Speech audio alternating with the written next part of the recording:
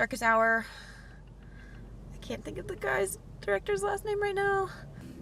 Gary Oldman plays Winston Churchill.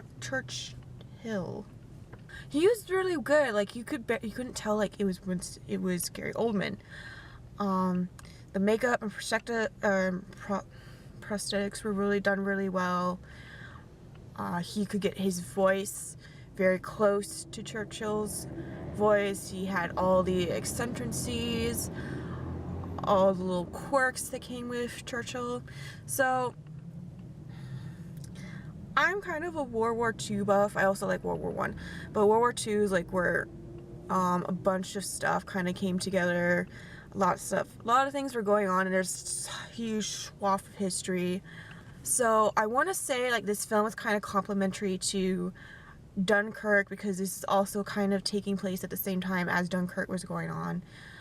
It's also complementary to The King's Speech, which is with Colin Firth, and that came out, I want to say, about 2010. I'm gonna have to look that up.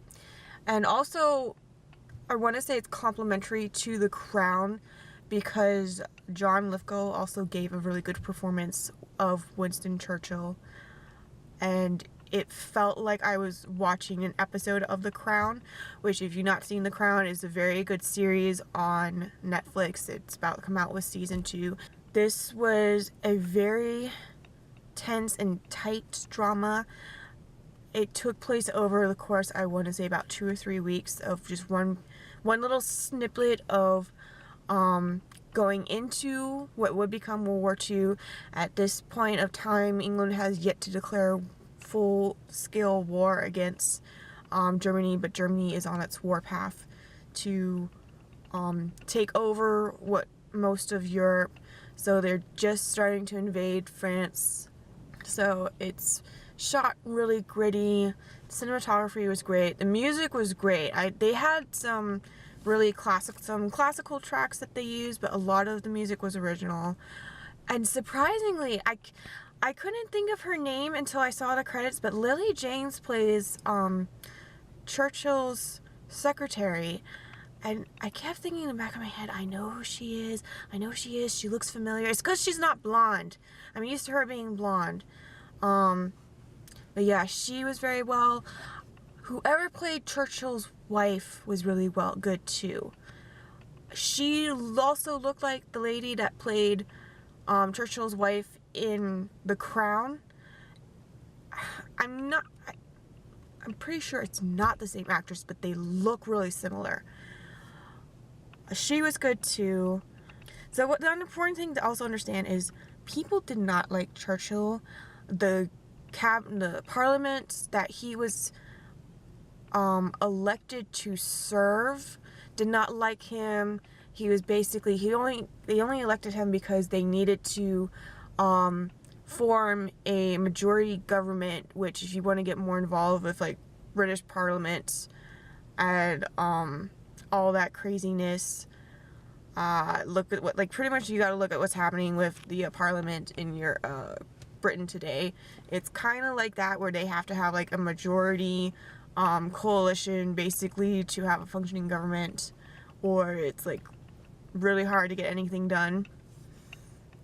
So the only reason they went with Churchill is because they needed the backing of his party, or I'm sorry, not his party, but the opposition party.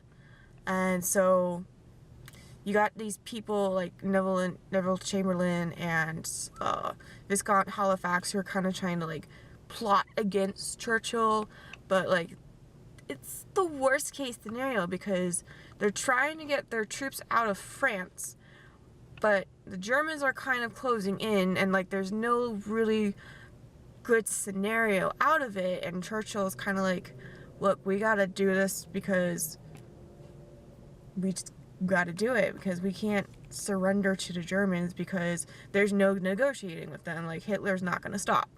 So they were really good on playing that aspect. The guy that played the king was really good too. I think that was Ben Mendelsohn. I know his name is familiar, and I'm gonna hate myself because I don't recognize it. I recognize his name, but I don't know where else he was from. But he's really, really good and kind of hot. But yeah, so I really recommend this movie when it's probably going to only be a limited release after the film festival, but I'm pretty sure it's going to generate Oscar buzz. I'm pretty sure my grandfather's going to love this movie. He's a huge World War II buff, and he's a huge supporter of Winston Churchill. If he was still alive, he'd probably vote him for president. But anyway, I gotta go. I'm sitting in parking lots. My light is burning from my battery, and that is all I have to say.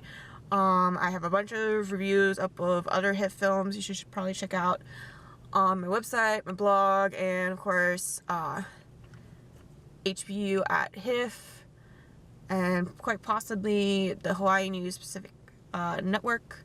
So I will see you guys later.